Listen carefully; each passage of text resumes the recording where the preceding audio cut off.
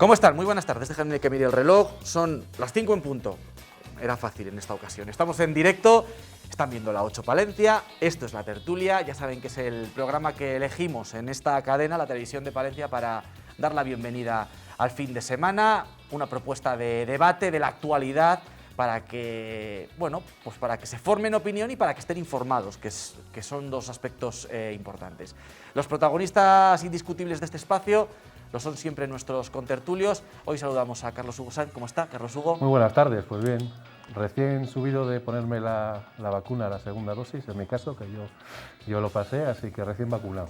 Pues nunca mejor dicho. En mi caso, recién subido de ponerme la tercera. Pues mira, ya soy de los pocos, yo creo que puedo decir que me gusta la tercera sin pasarlo, o al menos sin saberlo, vamos. Bueno, pues una medallita para nosotros, ¿no? Que hemos llegado hasta aquí. Hay que normalizarlo. Que hemos llegado hasta aquí. No puede haber premio por eso. Es verdad, es verdad. Tiene que ser lo normal, lo adecuado, ¿verdad? Tienes razón. Bienvenido, Carlos Hugo. Igual, gracias. Javier Calavera, ¿cómo está? Pues buenas tardes. No, pues sí que es de agradecer, ¿eh? Es verdad que hay que normalizarlo, pero está muy bien que lo digáis porque yo creo que ese es el camino. El estar contentos por llegar a podernos vacunar, que lo contrario pues es el mal del tercer mundo, por desgracia, ¿no? Que no tienes acceso. Así que buenas tardes a los palentinos y a todos. Lo importante de la vacuna, ¿no? Pues sí, no nos cansaremos de decirlo, ¿no? Y el daño o no que están haciendo algunos personajes públicos. Después hablaremos de ello, ¿eh? Lo dejamos para dentro de un ratito. Les voy a preguntar por Djokovic, lógicamente, porque hay actualidad reciente y quiero conocer su opinión. Pero si hay un tema de actualidad estos días, ustedes lo saben, nuestros contertulios también, son las elecciones, las adelantadas autonómicas para el próximo 13 de febrero. No queda prácticamente nada, ¿eh? Y bueno, ya sí que podemos contarles cuántas listas van a concurrir a esos comicios el próximo 13 de febrero en la provincia de Palencia. La verdad es que es un número importante, son un total de 13. Nos contaban el otro día nuestros compañeros de Diario Palentino que hacían la comparativa, que significa un 45% más con respecto a las de 2019. El día 16 se van a proclamar las candidaturas, el día 17 van a quedar publicadas sin posibilidad de ningún cambio en el boletín oficial de la comunidad. A las 12 de la noche del 28 de enero va a comenzar la campaña electoral y el día 13 de febrero, ustedes, si quieren, y nosotros acudiremos a las urnas a elegir al nuevo gobierno regional. Pocas novedades en las formaciones tradicionales, las más populares y con mayor representación hasta la fecha. El Partido Socialista coloca de número 1 en Palencia de nuevo a Jesús Guerrero y el Partido Popular a Carlos Fernández Carriedo. Entre ambos se repartieron 6 de los 7 escaños que corresponden a Palencia, 3 para el PSOE y 3 para el PP. Cambios en Ciudadanos. Ya no se apuesta por Juan Pablo Izquierdo, que fue el 7º procurador en la legislatura actual, sino por José Manuel Otero, alcalde de Carrión de los Condes. En el largo listado de partidos con opciones hay otras formaciones, algunas de ellas con mayor trayectoria, como Vox, Unidas Podemos, Tierra Comunera, Falange Española de las Jons o el Partido Comunista de los Trabajadores de España. Entre las novedades, la España vaciada y Palencia puede. Por un mundo más justo, Despierta y el Partido Animalista completan este listado que hasta el día 17 no será definitivo. Ese día trascenderán las listas completas con los nombres y apellidos de cada uno de los candidatos. Bueno, no hay muchas novedades con respecto a los cabezas de lista y los partidos más consolidados, Partido Popular, Partido Socialista, sí en Ciudadanos, que sí que ha decidido cambiar. Hay otra serie de partidos que son menos conocidos. Aparece la España vaciada, como en otras 4 provincias de Castilla y León. Las elecciones a la vuelta de la esquina, muchísima pluralidad. Probablemente entre 13 ideas diferentes esté su ideario representado en alguna de ellas. Bueno, quizá no, nunca se sabe, quizá no. Pero bueno, esos son los datos de unas elecciones que además calientan motores y ya se nota, ¿no? En la actualidad palentina, con presencias, con visitas. A escaso una semana de que inicie la campaña electoral ya se nota. Carlos Hugo. Es que, claro, el adelanto ha hecho que ahora mismo las elecciones de Castilla y León sean noticia nacional, que nunca ha pasado, ¿no? Siempre han pasado desapercibidas, ahí solapadas en las municipales y nunca han tenido el protagonismo que están teniendo ahora. Es decir, raro es el día que en un telediario nacional no se cite a Castilla y León, lo que están haciendo los candidatos en Castilla y León. Y luego es cierto también que estas elecciones van a suponer una prueba de fuego para los partidos a nivel nacional. Entonces, ya hemos tenido al presidente del Gobierno aquí en campaña o en pre-campaña, hemos tenido a personas importantes del Partido Popular, y lo que nos espera, porque por lo que comentan los partidos, se va a volcar todas las fuerzas de los aparatos de los partidos, ¿no?, en venir a Castilla y León, seguramente en venir también a Palencia, pues para captar el voto de los palentinos. La verdad es que las campañas electorales, yo no sé si tienen la percepción de que cada vez son más largas. Es verdad que están limitadas en un tiempo por efectos legales y por una serie de circunstancias también informativas que nos afectan a todos, pero cada vez son más largas, ¿no? Porque cada vez se empieza a hablar antes de las elecciones y más si son polémicas o mediáticas, como comentaba Carlos Hugo, que se da esa circunstancia en Castilla y León, ¿no?, por el hecho de que vayan solas en un momento también especialmente decisivo a nivel nacional. Pues yo creo que sí, ¿no? Lo que efectivamente llama la atención es cómo ha sido ese inicio, cómo ese adelanto de campaña que ya fue muy mediático y luego efectivamente pues que es verdad que están poniendo todo el aparato de todos los partidos pues la carne en el asador porque efectivamente yo creo que es una prueba de fuego para ver un poco la confianza a nivel nacional de los electores. Lo que dices tú de que cada vez hay más tiempo, yo creo que es que también estamos un poco cansados, ¿eh? Porque es que parece que no hemos salido de una y ya de repente nos metemos en otras y tal. Es que no hace tanto, ¿verdad? Que mayo de 2019 está relativamente cerca, ¿no? Es que está cerca. Es que efectivamente, es que ahora parece que... Y tuvimos ahí varios procesos electorales enlazados, ¿no? De nacionales, generales, autonómicas, repeticiones, etc. Yo sí que, por ejemplo, es verdad que me pica la curiosidad de ver el tema de España vaciada, a ver cómo... Yo creo que es dentro de toda la... pues de la campaña y de todo cómo definen su política de campaña, sí que es algo que sí que me inquieta y que tengo ganas de ver, a ver qué representación cogen, no sé, es algo, porque al final el resto del partido, como bien decías, a nivel local la representación ha variado muy poco, o sea, no hay grandes... Claro, hay tres claves, yo creo que son interesantes, ¿no? Primero, saber medir cómo está el Partido Socialista y cómo está el Partido Popular, porque está claro que una parte importante de lo que se va a votar va a ser en clave nacional. Entonces, esa es una de las cuestiones interesantes de estas elecciones. Otra, ¿qué pasa con Ciudadanos? ¿Qué va a pasar con Ciudadanos? ¿Tenemos alguna pista, ¿no?, de lo que le puede ocurrir al partido? Las encuestas proyectan que casi prácticamente es su desaparición. Pero bueno, va a ser una forma de medir cuál es el pulso realmente que tiene Ciudadanos. Y luego, como decía Javier, pues está el peso de las formaciones, plataformas, agrupaciones de la España vaciada, a ver qué consiguen, si esa no sé si moda, pero si ese interés por lo político que despertaron, pues Teruel existe, que ha tenido éxito en Por Ávila, ¿no?, que está más cerca, que está en Soria y que va a luchar en Soria, pues a ver qué repercusión tiene en Palencia.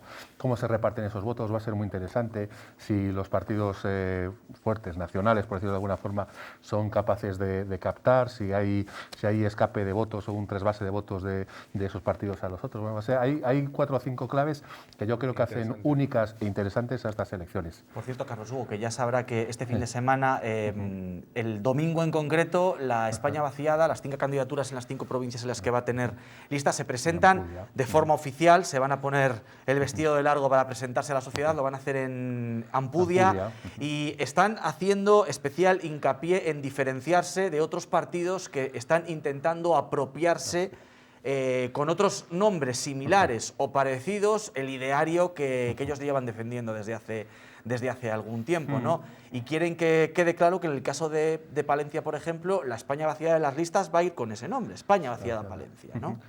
Es que es relativamente sencillo presentarse en unas elecciones. Entonces, muy sencillo, sí. Casi cualquiera puede, casi en unos días, formar un partido, una agrupación o de electores o incluso una coalición y presentarse a unas elecciones. Entonces, yo siempre lo digo, más allá imagino que te refieres pues a la polémica, cierta polémica que ha existido, ¿no?, con cierta persona pues conocida en Palencia. No voy a nombrarla porque tampoco quiero darle publicidad, pero bueno, creo que se presenta con el Palencia Avanza, si no Palencia Avanza es, o Palencia Puede, perdón, Palencia Puede. Sí. Es decir, Es importante, yo lo digo todas las elecciones, y más allá de escuchar los mítines, es importante cogerse las propuestas de cada partido, leerlas bien, y esa es la mejor forma de comprobar si una propuesta política nos convence, si es buena para Palencia, si es buena para Castilla y León, y por lo tanto si merece el voto, nuestro voto. ¿Y ustedes creen, Javi, se va a hablar en estas elecciones de Castilla y León? Porque yo no sé si tienen la percepción que en esta precampaña poco de momento se está hablando de Castilla y León, de las necesidades, de las propuestas, de los proyectos que necesita esta comunidad para avanzar. ¿O va a ser una campaña en clave nacional en la que los castellanos y leoneses y sus necesidades van a quedarse en un segundo plano? No sé cómo lo ve. Pues yo creo que lo que ha dicho Carlos, en eso tienes la razón total, que efectivamente estas elecciones están trabajando mucho en clave nacional.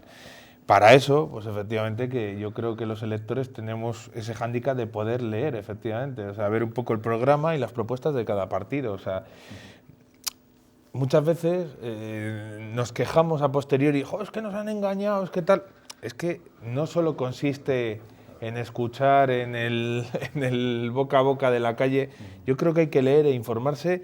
Y si tenemos unas elecciones particularmente largas, pues es interesante que demos lugar a eso, ¿no? A poder ver esas propuestas y adherirnos a las que más nos interesen, ¿no? Ya que vamos a tener 13 partidos a los que poder votar, pues oye, ver un poco las propuestas y también efectivamente diferenciar las propuestas de partidos de verdad de partidos un poco que nos podíamos haber juntado, Carlos y Álvaro, lo hubiéramos hecho ahí. Pero es verdad, o sea que yo creo que de eso deben de servir, no solo, bueno, hay que escuchar a los líderes políticos, también es verdad que a mí me llama mucho la atención el tema de Ciudadanos, vamos a ver, Arrimadas ahí ha mostrado bastante apoyo a IGEA a nivel regional y bueno, pues a ver cómo se define, ¿no? O sea, sí que era interesante el tener esa participación de Ciudadanos, yo creo que a nivel de la Junta y todo eso, porque sí que es verdad que daba un voto diferente, ¿no? O sea, o al menos ese voto liberal. Lo que pasa es que es verdad que tiene pinta de que las previsiones son que va a desaparecer. Las encuestas, que va a ser escaso, vamos. Las encuestas, y citamos a la última que hacía Sigma 2 para Castilla y León Televisión, para esta casa, hablaban de un descalabro prácticamente monumental, con tan solo un procurador en toda la comunidad, sería el correspondiente a Valladolid y le correspondería, por lo tanto, a Francisco Igea. Eso se traduciría en la provincia de Palencia, que también contaba con un procurador, que ese escaño pasara a formar parte del Partido Popular, que sumaría 4, y el Partido Socialista se quedaría con 3, porque en esa encuesta, al menos en esa encuesta, tampoco la proyección daba un procurador a Vox. Lo has hablado, ¿no? Lo que llevamos de pre-campaña, la verdad es que se ha hablado poco de los problemas de Castilla y León. Es decir, si os dais cuenta, ¿qué es lo que ha acaparado la atención informativa? Uno, el debate sobre las palabras del ministro Garzón y las macrogranjas, que sí que tiene una derivada en Castilla y León, ¿no? Porque somos tierra de agricultores y de ganaderos también, y es un tema que interesa, pero no se ha hablado de las necesidades propiamente dichas del campo y de la ganadería de Castilla y Leonesa, ¿no? Sino que se ha centrado el foco en atacar al gobierno a través de las palabras, no atacar, en la crítica, mejor dicho, al gobierno a través de las desafortunadas declaraciones del ministro de Consumo. Luego, ahora hoy ya salió otra vez, que llevamos un par de días hablando de los fondos europeos, de cómo se va a repartir los fondos de Next Generation que vienen de Europa, y que ya hay una queja, si ya iba, por lo menos Madrid y no sé si alguna otra comunidad autónoma, que ya ha anunciado que va a llevar a los tribunales el reparto de ese dinero, ¿no? Hoy la Comisión Europea además ha lanzado también un llamamiento a que esos fondos se inviertan en función de lo escrito sobre el papel, ¿no? Que no después se modifiquen las variantes. Y no de qué partido gobierne cada comunidad, ¿no? Hoy hemos tenido a Raúl de la Hoz, que es responsable de la campaña del Partido Popular a nivel regional, ¿no? Y es uno de los temas que ha abordado, ¿no? De hecho, ¿qué pasa? Que todo esto contamina, entre comillas, lo que es el discurso político también a nivel local. Es decir, el miércoles, por ejemplo, hay un pleno del Ayuntamiento de la capital y se va a hablar de ese tema, se va a hablar de las macrogranjas, se va a hablar de Alberto Garzón. De momento, por lo que sabemos, todo va enfocado a debates que son más nacionales, que locales o autonómicos. Yo confío que según transcurran los días y nos acerquemos a la campaña, se empiece a hablar de temas verdaderamente importantes para esta región, como puede ser la sanidad, como puede ser la educación, como puede ser la vertebración del territorio. Yo confío en que sea así, pero también es cierto que al final los políticos son listos, es decir, nadie piense lo contrario, y son muy hábiles en llevar los debates a donde les interesa. Entonces, pues lo que he dicho antes, y ha insistido también Javi, ¿no? Pues también tiene que estar la responsabilidad del ciudadano de exigirles, ¿no? Sobre todo a los candidatos, de los temas de los que hay que hablar y de las soluciones y propuestas que ellos tienen para esta tierra. Ha sido un capotazo las declaraciones de Garzón, Javier, para la campaña del Partido Popular. A ver, pues yo creo que no es que... lo que pienso es que son desafortunadas, o sea, como ha dicho Carlos. O sea, que yo creo que no vienen en un momento muy adecuado para el ¿Y país. le benefician al Partido Popular de Castilla y León en esta campaña? Vamos a ver, es que yo creo que puede beneficiarle, pero al final yo creo que lo importante efectivamente es que la gente pues se lea las propuestas. Yo, mira, cuando estaba diciendo Carlos eso, pues me acordaba la conversación que tuve ayer con una chica que trabaja en Madrid y que quiere venir a vivir a un pueblo de Palencia a teletrabajar, porque la calidad de vida de los pueblos de Palencia pues es muy interesante, y me decía que su principal problema, ya la empresa le había otorgado el ok, pero que su principal problema era que no tenía fibra. O sea, y no estamos hablando, no quiero decir el nombre del pueblo, pero que no estamos hablando de un pueblo de 10 habitantes. De 10 habitantes. Estamos hablando de una... O sea, tampoco va a ser el único, ¿eh? Si dice el nombre, tampoco va a ser el único que no tiene fibra, ¿eh? Bueno, pero es que luego me cascan. Pero es verdad, o sea, que dices... O sea, yo creo que una de las propuestas que queremos, o sea, si al final lo que queremos también para Castilla y León es que tenga riqueza y que tenga población y que tenga pues un futuro, pues parte de ello tenemos que, de algo tan básico como es ahora mismo, pues la telecomunicación, es que es fundamental. Y luego el tema de Garzón, pues yo creo que es en un momento inapropiado. Entonces, pues a mí, yo creo que ya es un tema que me cansa porque efectivamente creo que se ha equivocado, él no quiere recular, pues ya está, es que no podemos hacer más. Ha tenido además bastante difusión a nivel mediático, incluso en el extranjero. Claro, pues, ¿qué vamos a hacer? Yo lo que tengo que decir es que yo creo que la carne que consumimos pues es de calidad. Que haya macrogranjas que no sean tan adecuadas, bueno, pues, pero que no son inadecuadas. O sea, yo no estoy de acuerdo, ¿eh? Es una declaración. Que, bueno, hablaba Carlos Hugo de asuntos que son de ámbito nacional y que van a llegar, por ejemplo, al pleno que va a tener lugar la próxima semana en el Ayuntamiento de Palencia. Muchos de ellos es verdad que van a llegar, pero va a llegar también, Carlos Hugo, un tema que es de absoluta actualidad local, municipal y provincial. Y hablamos del polémico asunto de la calle Jardines. Ustedes nos habrán venido escuchando durante todas estas semanas contándoles, ¿no? Bueno, la última noticia es que en la Comisión Extraordinaria de Urbanismo que se ha celebrado, pues no ha salido adelante esa propuesta de Diputación y Ayuntamiento de cerrar el pago de la deuda de la calle Jardines. Únicamente contó entonces con los apoyos del Gobierno, de PP y de Ciudadanos, votaron en contra PSOE, Ganemos y Vox. A pesar de este dictamen negativo, el acuerdo sigue su tramitación, va a pasar por pleno, como les decíamos, la próxima semana.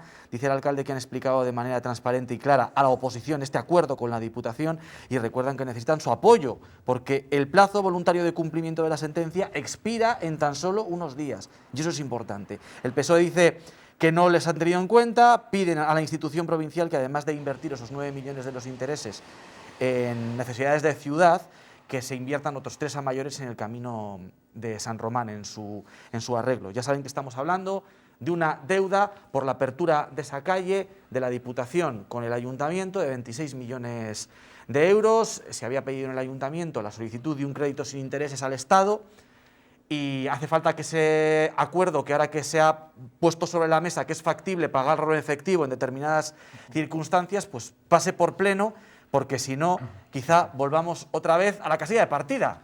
O peor. o peor, porque claro, si no se cumple la sentencia, pues me imagino que el juez del Supremo sea el que dicte cómo se tiene que cumplir. ¿Qué va a hacer la oposición? Carlos Hugo, usted que es un periodista además de crónica municipal, conocedor de lo que pasa en los despachos del número 1 de la Plaza Mayor. qué pregunta. Yo creo que se va a aprobar. ¿Usted cree que se va a aprobar? Sí, yo creo que va a tener... Que el Partido Socialista se va a Se va a abstener. abstener. Yo creo que va a ir por la abstención del Partido Socialista, que uno está implicado en el asunto, porque el acuerdo que no es posible cumplir y que luego termina en la obligatoriedad de pagar ese dinero, se firmó entre Eliodoro Gallego, ¿no?, entre el socialista Eliodoro Gallego y el popular Enrique Martín en 2010. Es un tema es tan complejo como importante. Sí, es decir, no es fácil explicarlo. Nosotros hemos hecho mucha didáctica en el periódico, hemos intentado darlo lo más mascado posible porque es un tema complejo. Pero sí es cierto que es un tema muy importante para la ciudad. Porque es mucho dinero. Efectivamente, una deuda de 26,7 millones de euros. ¿Corresponde al capítulo de inversiones de la ciudad durante cuántos años? No lo sé, pero ahora mismo no lo sé. No sé, el capítulo tiene 7, 8, lo que pasa es que luego ejecutan lo que quieren. Pero bueno, a lo que voy es que un crédito así hay que pagarlo en 10 años, que es lo que dice el fondo del gobierno, ¿no? Entonces, cada año vamos a tener que pagar 2,6 millones de euros a la Diputación, que es una pasta, o sea, es una pasta. Es 3 veces más de los problemas o lo que se tuvo que pagar por también otro varapalo judicial que tuvo el ayuntamiento, que fue el del sector 8. Sentencia del sector 8. Sí, 3 veces más.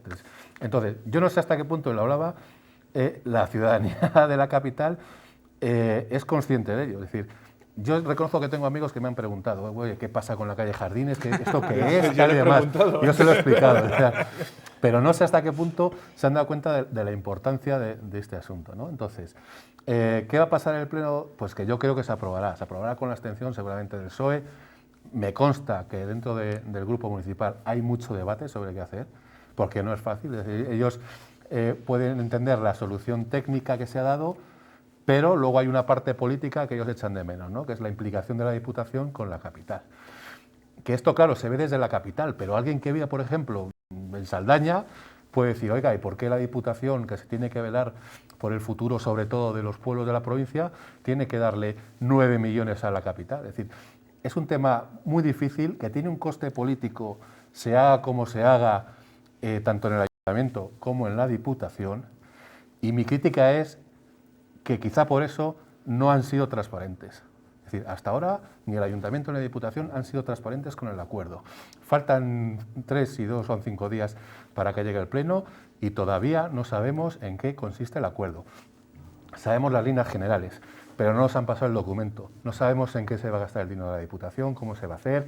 Sabemos que hablan de un plan del suelo, pero no hay ningún detalle. Entonces, cuando yo ayer escuché las declaraciones del alcalde diciendo que había sido transparente, lo siento mucho, pero no. Es decir, el Ayuntamiento y la Diputación, el lunes, cuando se filtra o se da a conocer en qué consiste, tendrían que haber convocado a los medios de comunicación, explicar el acuerdo, dar una copia para que nosotros se lo podamos trasladar a los ciudadanos. Claro, sabemos que esos 9 millones van a una especie de complicado. testamento dedicado al urbanismo fundamentalmente. Claro, que parece que la intención del ayuntamiento es construir vivienda protegida en aquellos terrenos que ahora ya La jugada es esta. Si lo explico muy rápido. El ayuntamiento ha pedido un crédito, va a pedir un crédito al gobierno, que son 26,7 millones, ¿no?, dinero en efectivo que le va a dar la Diputación. Y el acuerdo al que han llegado es que la Diputación de ese dinero le va a devolver 9,5 más o menos para que él quite parte de esa deuda de 26 millones, de forma que ya no tenga que pagar 2,6 millones al año durante 10 años, sino ya se quedaría en 1,7. Pero no lo puede quitar a tocateja. Es complicado, ¿no? Entonces, el resto del dinero, la Diputación, sabemos que va a crear un fondo de suelo para municipios y demás, que no sabemos ni cómo va a funcionar, ni en qué consiste, ni para qué, y luego se guarda otra parte de otros 9 millones para gastarlo en lo que considere gastarlo el equipo de gobierno del Partido Popular. ¿Qué pasa? Que el Ayuntamiento esos 26 millones los paga porque va a recibir 2 solares, ¿no? Que si ustedes, cualquier ciudadano, ¿no?, que haya pasado por la calle Jardines, se da cuenta que en el trozo que se unió, pues a mano derecha, cerca del campo de fútbol y del frontón y demás, hay 2 solares allí verdes que no se sabe. Bueno, pues, ¿qué quiere el Ayuntamiento? Hacer un plan parcial que se llama desarrollarlo urbanísticamente para poder vender las parcelas que hay allí e ingresar otros 7, 8, 9 millones. Dinero que serviría para amortizar otra vez algo del crédito, de forma que lo que quiere el Ayuntamiento es decir, bueno, a ver si consigo en vez de pagar 2,6, a ver si consigo pagar 1 millón de euros, ¿sabes? Que es una pasta, es decir, 1 millón de euros es una pasta, pero bueno, esa es la jugada, la estrategia que ha marcado Mario Simón, ¿no? El alcalde, que es el que además ha llevado personalmente las negociaciones. La Diputación obtiene el dinero, obtiene la libertad para invertir en su presupuesto, además este año y de cara al que viene, que hay elecciones, habrá elecciones municipales, es decir, es un buen pellizco, ¿no? Que para poder hacer proyectos en la provincia. Y eso más o menos es lo que hemos entendido del acuerdo que nos presentaron el otro día. Sí, pero que conocemos las líneas generales, Efectivamente, tiene una letra pequeña. pero porque es un tema importante, porque es un tema que será histórico, o sea, de aquí a muchos años se va a seguir hablando de la calle Jardines. Yo creo que los ciudadanos nos merecemos que nos cuenten con pelos y señales en qué consiste el acuerdo que han llegado las dos instituciones. Y hasta ahí. Efectivamente, son temas complicados, claro, pero muy importantes. El problema también es que si en el pleno de la próxima semana no hay acuerdo, el plazo de solicitud expira y, claro, no sé cuáles pueden ser las consecuencias. Claro, expira lo que es el plazo de cumplimiento de la sentencia voluntario. Claro. ¿Qué pasa? Que si tú a ti un juez te condena a esto y no lo haces caso, pues el juez toma medidas para que tú cumplas con la sentencia. Entonces, ¿qué pasa? Que ya no quedaría seguramente en manos ni del Ayuntamiento ni de la Diputación cómo se ejecuta la sentencia. Entonces yo creo que las dos instituciones, en virtud de ese acuerdo, dicen, joder, es mejor que nos pongamos de acuerdo, que llevemos un acuerdo y que así no sea el juez el que imponga cómo se tiene que solucionar. Por eso corre prisa. Pero claro, yo creo que la oposición tiene algo de razón en decir que al final esto es un acuerdo que se ha tramitado solo entre el alcalde y la presidenta de la Diputación con los técnicos alrededor que lo han avalado. La visión de la oposición, ¿por claro, qué yo no puedo exigir? Claro, ¿por qué no podemos hacer una? Porque sí que hay una parte, ¿no? Que yo creo que sí que hay una parte que es de política, ¿no? Que no tiene que ver con lo que es lo que tiene que poner en el papel, lo que tiene que estar aceptado, lo que tiene que ser conforme a ley. No, hay una parte política, ¿no? que yo creo que sí que se puede negociar y que podría conocer. Yo creo que la propuesta del PSOE de que la Diputación invierta en bienes de su titularidad aquí en la capital, que los tiene, por ejemplo, el del Camino de San Román, ¿no? Que es una buena idea, por ejemplo, ¿por qué no hacerlo más seguro, hacerlo aceras, poner un carril bici, no sé, mejorarlo y eso está. Bueno, pues es una propuesta que hay otras más que se podrían ver. Ahí va a estar el debate. Yo creo que el debate va a estar político, pero al final, entre el no y la abstención, yo creo que el PSOE se decantará por la abstención y el pacto saldrá adelante. Yo no sé si cree, Jai, que este tipo de temas calan en la sociedad, si de verdad usted cree que los palentinos, porque yo de verdad creo que no, ¿eh? Yo de verdad creo que no. Yo pienso exactamente igual. O sea, yo es un tema que me preocupa de manera importante y por eso, pues le he preguntado a Carlos porque sé que está muy enterado del tema y un poco pues yo creo que la gente no es consciente efectivamente de lo que se nos puede venir encima y que da cierta pena que desde el 2010 pues tengamos que llegar a este momento en el que claro pues estamos a días de.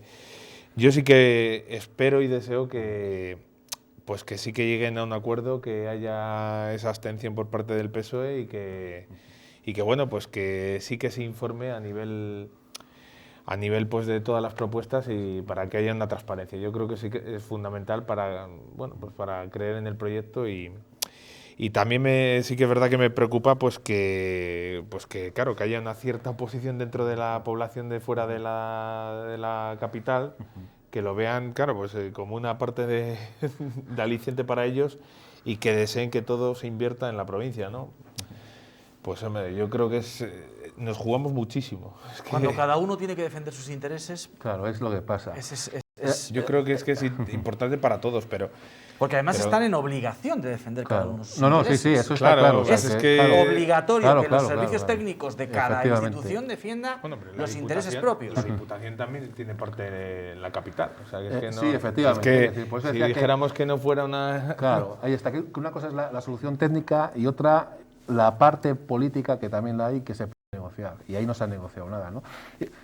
Para los ciudadanos, a ver, que el Ayuntamiento le pague 26 millones a la Diputación, al ciudadano no le va a doler ahora. Ahora. Es decir, que a mí si mañana le paga, pues nosotros vamos a seguir igual, no lo vamos a notar. Pero ojo, claro, pues que a lo mejor dentro de 2 años hay que subir el IBI. Porque es decir, que incrementar 2,6 millones el gasto implica que hay que incrementar en cada presupuesto millones los ingresos. Hay que recaudar más. Efectivamente, Es que entonces no... puede ser una venta de suelo, puede ser, pero generalmente lo sencillo, de lo fácil, ¿no? va a ser bien positiva. Es decir, o dejando de gastar en la prestación de servicios. Entonces, a la larga, es decir, esa rémora en 10 años se va a notar en la ciudad, se notará porque o bien suben los impuestos, o bien los servicios que tenemos empeoran en calidad porque hay menos personal, porque hay menos medios, por lo que sea. Es decir, o porque estos proyectos que se pudieran hacer, aunque ahora no los veamos, no se van a poder proyectos realizar. Que no se van a poder hacer. Entonces, esa es la historia, esa es la forma en la que esta sentencia histórica e importante va a tener impacto en todos nosotros y es importante explicarlo. Entonces, que se llegue a un acuerdo, yo creo que lo mejor es que se llegue a un acuerdo. Que se podría llegar a otro acuerdo, también lo creo, pero ya hemos recorrido ese camino, estamos aquí y yo creo que lo más lógico es que salga adelante y ya está.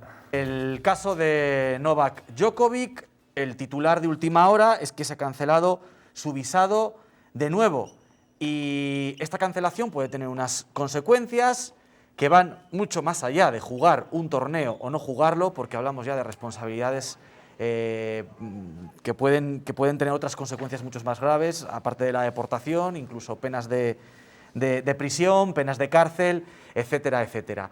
El tenista, el número 1 del mundo, que ha liderado un movimiento antivacunas. Antes nos decía Javier Calaveras que este tipo de comportamientos estaban teniendo sus ecos, ¿no? También desafortunados también en otros ámbitos de los que ahora hablemos.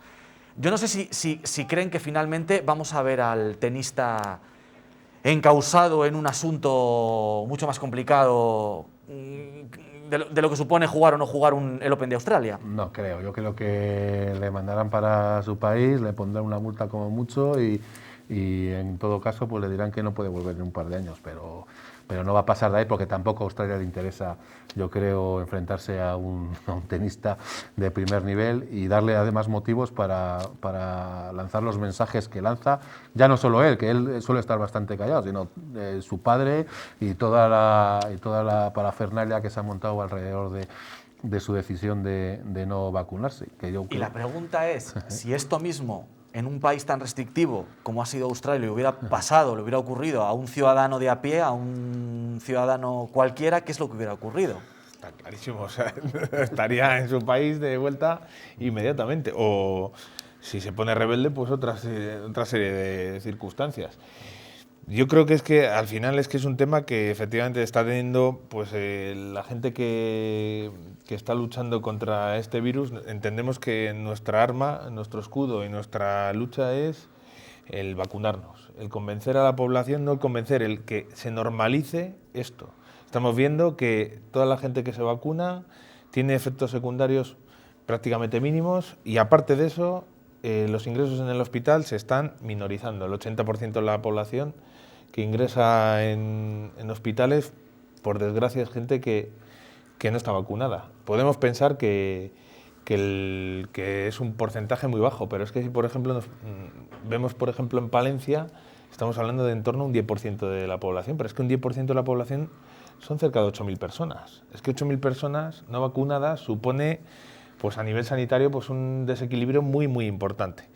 ¿Qué es lo que está pasando con Novak Djokovic? Pues que al tener esa repercusión tan mediática, pues líderes, claro, necesitan líderes mediáticos porque son un ejemplo a nivel deportivo. Habría que diferenciar muchas veces ambas cosas, pero pues desgraciadamente muchas veces no se disocian, ¿no? Que sea un gran deportista no quiere decir que haya que hacer todo lo que el señor haga. A lo mejor lo que voy a decir pues no es lo más adecuado posible, pero yo sí que espero que pague por ello. Porque esto, él, aunque no es consciente de lo que hace, tiene consecuencias a nivel de salud muy importantes. El hecho de respaldar una causa tan importante como es la no vacunación, pues hace que determinadas personas que no tengan esa información tan adecuada y tan cercana de lo que significa la vacuna y de la repercusión, les tienda a la no vacunación. De hecho, bueno, hablas de la anécdota. Ayer por ejemplo, ayer mismo, ¿no? Cuéntenos. Y ustedes que están en casa, sobre todo los que tengan alguna duda, ¿no? Quizás que es lícito tenerlas, ¿no? Pero los que tengan alguna duda les pedimos que Escuchen con atención a Javier Calaveras. Bueno, ayer sin ir más lejos, es una anécdota que podemos contar. De guardia en la zona del coronavirus y de repente llega una persona sin vacunar. A esas personas sin vacunar se les atiende con el mismo cariño, con la misma cercanía, se les intenta convencer y se les intenta pues que entiendan que el camino es la vacunación y se les intenta solucionar su problema de salud.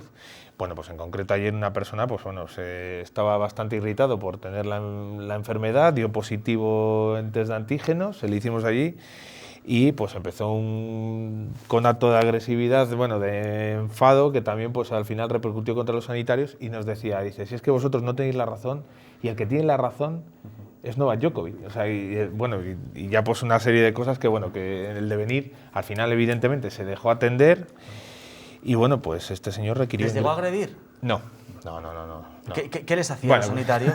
Se intentaba como hacer que nos escupía, pero bueno, pero sí, a veces la gente que está... Cuando tú no crees en algo y de repente te ves infectado por él, pues al final pues lo que intentas es fastidiar al que sí que cree en ello, diciendo, pues ahora te voy a fastidiar a ti.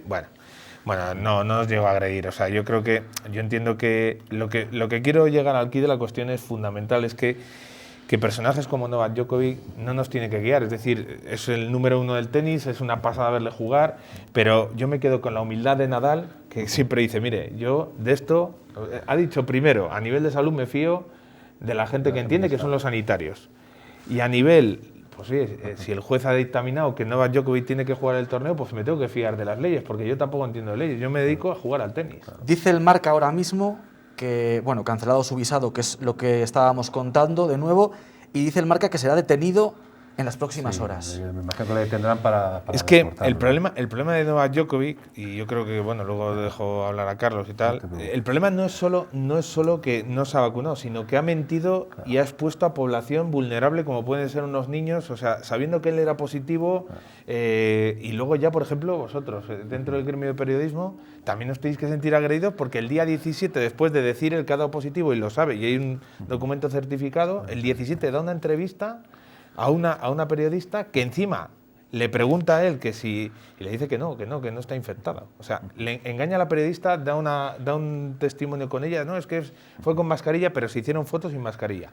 Y no solo eso, sino que luego viaja a España, a su residencia, miente al gobierno australiano diciendo que no había estado en otras zonas salvando su lugar de origen, y encima pone en riesgo también a todo su entorno querido, como es la zona de Marbella, a su propio entrenador, a Pepe Imaz, que es un tío además que va en contra de que Djokovic determine estas cosas. Es que yo creo que la clave, y es importante insistir en ello, es esa, ¿no? Que Djokovic no le expulsan por no vacunarse, le expulsan por mentiroso.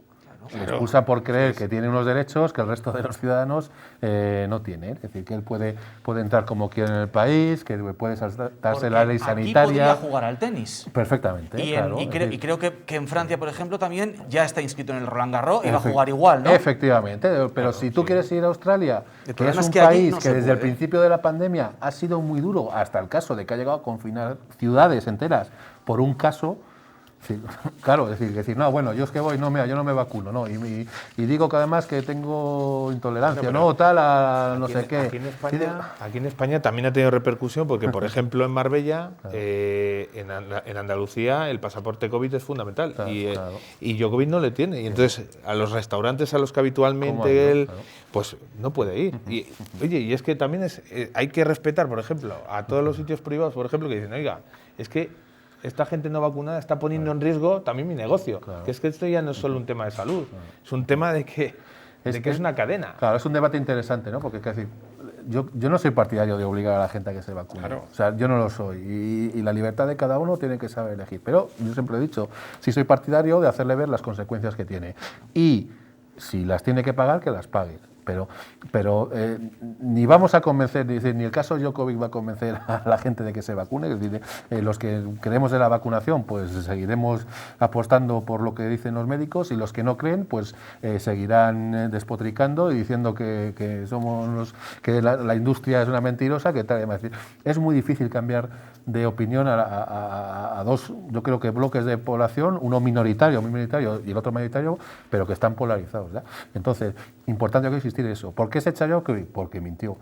Porque es un jeta y punto. Es decir, yo, por ejemplo, yo creo que si él llega con todos los papeles, le hacen una PCR, da negativo y tal, pues que juegue, porque que también entiendo que las normas de Australia son muy restrictivas, pero son sus normas, es decir, nadie le ha obligado a ir allí, es decir, no tiene que ir por obligación, ni va a trabajar, ni nada, entonces que se le apliquen las mismas normas que se le aplican al resto de ciudadanos. Pero si es que además hay un programa en no sé qué cadena que hablan de que consiste en eso, en las aduanas, y yo creo que es en Australia y demás, que allí vas con un paquetito de té o no sé qué, y cogen a los chinos y les embarcan, les dan media vuelta y les dicen, tienes el avión para tu casa. O sea, que si así ha sido por un paquetito de té, tú imagínate la que le puede caer a Djokovic por hacer el tonto.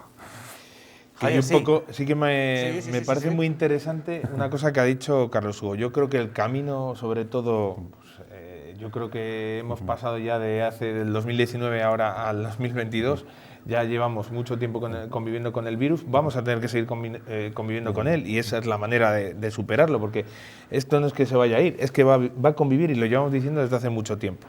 Pero sí que yo creo que el camino no está efectivamente en la obligación, sino en convencer a la gente. O sea, yo creo que, y además yo lo hablo con mucha gente, o sea, no con normas estrictas lo vamos a conseguir, pero sí con el convencimiento, y la realidad es que es palpable, o sea, lo estamos viendo, el número de ingresados que ingresan, a ver, que por desgracia hay alguna persona vulnerable que a pesar de estar vacunado ingresa en el hospital, por supuesto, pero eso va a ocurrir siempre. Pero lo que tiene que entender la población es que la gran arma que tenemos es la vacuna, y sin esa vacuna pues no vamos a conseguirlo. Y mientras tengamos gente que piense que esto es un movimiento pues que simplemente se transporten hace un año. La incidencia que tenía Palencia versus la que tenemos ahora. La tenemos cuatriplicada o quintuplicada respecto a hace un año. Y el número de ingresos ahora mismo estamos buscando sitios para nuestros pacientes en hospitales, incluso fuera de la comunidad. Ya a partir de ahí es que no se puede decir más. Puedes decir que sí, que es que esta variante es menos agresiva, lo que sea. Bueno, yo no apostaría por eso, yo apostaría por el convencimiento de que la única arma que tenemos para seguir adelante y conviviendo, que es fundamental, porque esto tiene consecuencias no solo a nivel de virus y de eso, sí, es que a nivel de salud mental también necesitamos caminar hacia adelante. Y solo tenemos esa arma. Entonces, que Pfizer no nos guste, pues bueno, no nos puede gustar, pero nos da igual, es el que ahora mismo está trabajando en esto, y bueno, luego habrá otras empresas en las que ojalá de Juanes sacara ya la vacuna y pudiéramos apoyarnos en ella. Pero hay que vacunarse para seguir viviendo, y Novak Djokovic pues tiene que ser responsable, porque esto tiene consecuencias con mucha gente que no se va a vacunar porque no tenga la documentación necesaria, y yo creo, bueno, ya no, a lo mejor ya encarcelar a alguien no, pero bueno, que no sale gratis, por lo menos. De todas maneras, la población australiana del lunes pasado, que en un 40 y pico % dijo que quería jugar al torneo, ayer se hizo una encuesta y el 87% que le mandaran fuera. Y la población serbia, ya ves lo que ha cambiado el ministro. El ministro dijo inicialmente, oye, defendiéndolo tal, y ahora de repente ha dicho, no, ya verás cuando vengas, majo. Cuando vengas a Serbia, que también vas a recibir lo tuyo por mentirnos y tomarnos el pelo. Es que al final la gente, claro, si tienes una posición de poder y te tomas el pelo al resto, pues es que tampoco es sano. Es verdad. Hablábamos de las consecuencias sanitarias, las más importantes de la pandemia, de la COVID-19, las hay también de otro índole, las hay económicas, las hay sociales y las hay laborales. Un dato, en noviembre del pasado año en Castilla y León el COVID causó 3.100 bajas, en noviembre. Las detectadas el 10 de diciembre superaban las 36.000, ¿vale? O sea, hablamos de un asunto del que se está hablando constantemente en la actualidad nacional, es como las cuarentenas, los contagios están condicionando condicionando mucho la actividad de muchas empresas, sobre todo de pequeños y medianos empresarios, que incluso tienen que llegar a cerrar sus negocios porque buena parte de la plantilla está o en cuarentena o está contagiada. Bueno, lo ideal es intentar agilizar el proceso. La Junta de Castilla y León lo ha intentado actualizando la aplicación de SACIR Conecta. La atención primaria de Castilla y León no puede más. Hay un colapso tremendo. Y con la tramitación de las bajas del COVID de esta sexta ola, el sistema está totalmente desbordado. Por eso, para intentar aliviar algo esta situación, la aplicación SACIL Conecta estrena cambios para agilizar los trámites. ¿Cómo? Pues a partir de ahora, los trabajadores que den positivo con un test de farmacia podrán pedir aquí la prueba de confirmación en el centro sanitario y si también da positivo, se puede concertar la cita no presencial desde ese momento con su médico de familia para gestionar la incapacidad temporal. Y ese justificante de baja del médico estará disponible para el paciente en SACIL Conecta. Para no tener que acudir al centro de salud. Además, se generará una nueva cita con el médico para en 7 días solicitar el alta. Pero, ¿se podrá pedir baja y alta a la vez? De momento no. Porque, según nuestro criterio, no tiene una cobertura legal suficiente. El problema está en que no todos los usuarios tienen la agilidad para manejar la aplicación. Tenemos una atención primaria depauperada. Mientras no mejoremos el problema, todo lo demás es ir poniendo parches. Si este cambio en SACIL Conecta funciona o no, lo veremos en unos días. Bueno, pues ahí lo veía, ¿no? El problema laboral que está ocasionando de bajas la pandemia y, bueno, y las herramientas que se ponen en marcha para agilizar el sistema. Porque la atención primaria sigue saturada, desafortunadamente sigue saturada. Javi, usted lo sabrá por sus compañeros, pues es sí. muy complicado acceder telefónicamente o de cualquier manera, ¿no? a los servicios sanitarios de primaria porque es que no pueden más. Yo creo que los pobres están totalmente desbordados y es que gran parte efectivamente de su atención pues está versando en el tema administrativo, porque claro, al final tienes que ocupar media mañana en el tema de las bajas, altas, es que... Estas pequeñas cositas en la aplicación pueden agilizar un poco. Pero es que al final también la consulta telefónica, cuando una persona te llama del otro lado, pues al final lo que solo ya ejecutar una baja no es tan sencillo. No, claro. Y luego aparte pues te van contando sus problemas. Entonces al final... Nosotros lo estamos viendo, al final en el hospital estamos recibiendo muchísimos pacientes que por desgracia no tienen acceso a sus médicos de atención primaria pues porque lógicamente están totalmente desbordados y es que se ha juntado una época y que no solo eso, sino que tampoco son inmunes al tema de las bajas. Yo creo que está pasando en todos los ámbitos, os pasará pues a vosotros que al final no sabes el devenir de mañana si te van a llamar para ir a trabajar porque tu compañero por desgracia está infectado o no. Y yo creo que todos conocemos a alguien cerca ahora mismo, claro, que digas, no, es que está o está de baja o porque está infectado o está confinado. Sí, creo que sí, todo sí, el mundo. sí. Es que no sé si la gente se da cuenta, pero sé casi desde el 24 o 23 de diciembre llevamos a un ritmo de casi de 600 contagios diarios de media. O sea, aquí solo en Palencia. O sea, 600. Ha pasado. Yo me acuerdo que cuando me fui de vacaciones de Navidad, que era el día 30, íbamos por 29.000 contagios desde el inicio de la pandemia y casi ahora estos días estamos tocando los 40.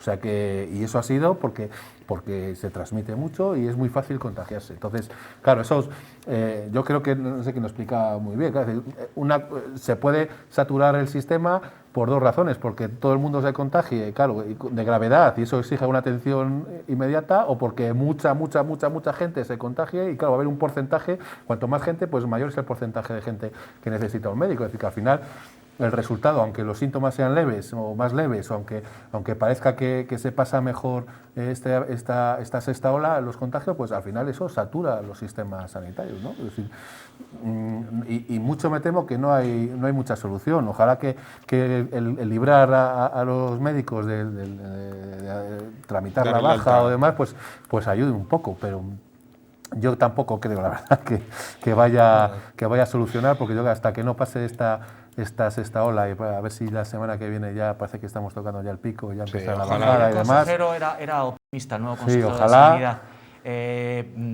Que bajemos rápido, por lo menos. Bueno, sí que es cierto que... Esa desaceleración, no bajada, ¿no? Sí, pero claro. pico Sí. próximo y desaceleración en el número de contagios. Yo creo que sí, o sea, hombre, yo creo que pues hay que ser optimistas. O sea, yo siempre digo que bueno, que mañana va a ser mejor y eso es lo que tenemos que luchar. Pero sí que es cierto que, claro, esta ola sobre todo, pues es que el problema que está habiendo, más que de colapso a nivel de hospital, por así decirlo, de de habitaciones y de UBI, pues está siendo pues, a otros niveles. Por ejemplo, lo que estamos viviendo nosotros en las urgencias es descomunal, lo que están viviendo en los centros de salud, bueno, y lo que se están viviendo en todos los ámbitos laborales. O sea, porque yo el otro día lo hablaba en el Carrefour y me decían, es que mi compañera ha caído de baja y tengo que doblar el turno y bueno, pues al final es que es algo que estamos viviendo yo creo que la población en general. Bueno, pues insisto, a vacunarse y a respetar las medidas, que al final el protestar con que no vamos a llevar mascarilla, pues bueno, pues ya hemos visto que durante las épocas que hemos llevado mascarillas, pues las cosas han ido mejor. Y luego que también estamos viendo que se repite estacionalmente, o sea que esto ha venido para quedarse. Como vino la gripe, es que es así, y ya tiene más de 100 años la gripe, o sea que es que no... Para evitar el impacto en el mercado laboral, muchos países, incluido España, decidió reducir los días de aislamiento y de cuarentena de 10 a 7.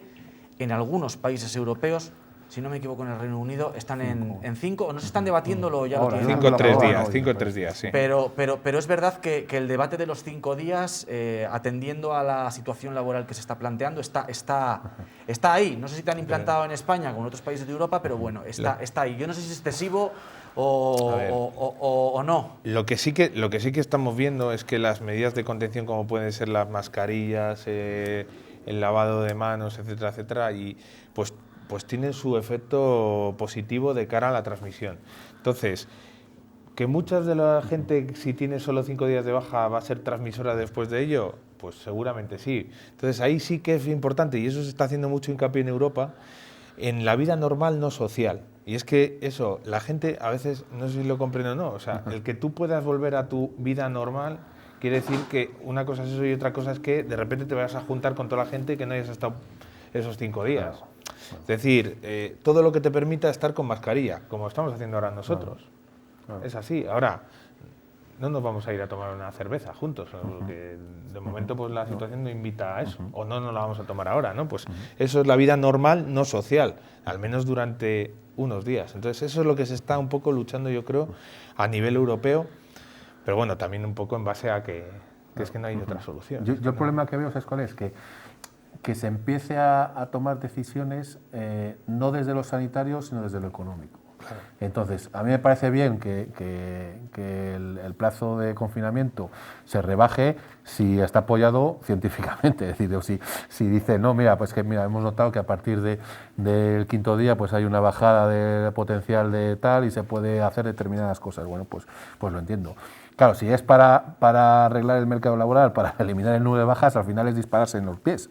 Porque si tú mandas a un trabajador con 5 días, pues al final va a contagiar al resto de la empresa, porque seguirá contagiando. Entonces, ese es el miedo que me da, ¿no? Que se empiecen a tomar decisiones, ya se han tomado muchas, pero que algunas tan importantes como es el tiempo que tiene que estar alguien recluido en casa para no contagiar, se basen en lo económico y no en lo sanitario. Yo creo que se está ahí en algunos países, yo creo que Reino Unido, Inglaterra, vamos, es uno de los que ha cruzado esa línea y veremos a ver cómo le sale. Italia, la primera, la Italia la que...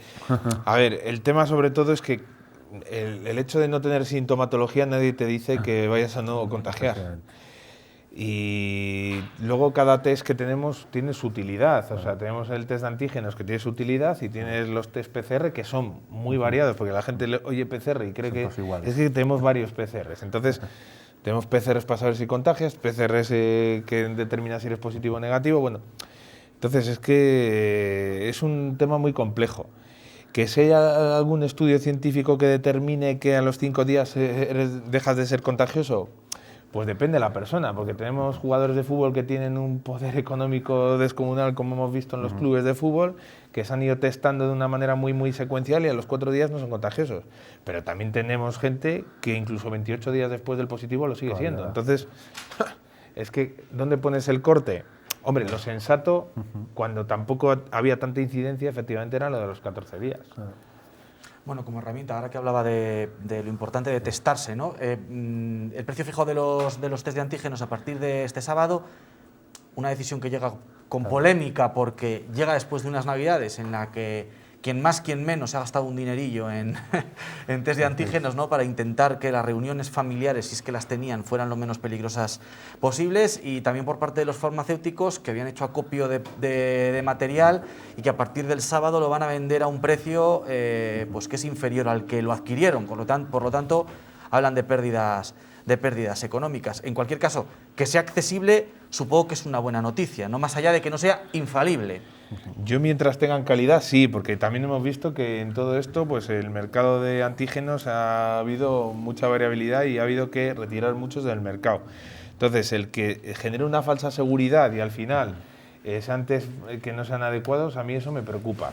Y luego lo segundo, pues es que es cierto que, como en todo, pues la mayoría de los sanitarios, y los farmacéuticos lo son, pues han sido parte de esta guerra y entonces pues han apoyado con unos precios más o menos adecuados. También es cierto que ha habido otros que no, y ahí es donde viene un poco el castigo entre comillas del gobierno, pero también es verdad que implantar una medida tan a corto plazo implica que, claro, el que haya hecho gran acopio para encima venderlos a la población en general, pues va a perder dinero. 20 segundos para terminar, Carlos Hugo. Nada, yo creo que es una buena herramienta que nos vamos a acostumbrar a la nariz. Ojalá se popularicen los que son de boca y no los de la nariz, que eso será cuando ganemos. Y solo un comentario, creo que la decisión del gobierno llega tarde y mal, tenía que haber llegado antes de Navidad.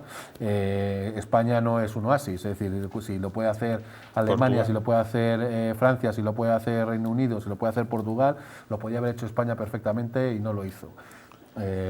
Pues no sé, como no es la primera vez, tampoco me sorprende, pero bueno, me molesta. Pero ahora, pues oye, nos costará casi 3 euros cada uno, pues oye, bienvenido sea, y que por favor no nos hagamos mucho. Eso que pase rápido y no haga falta.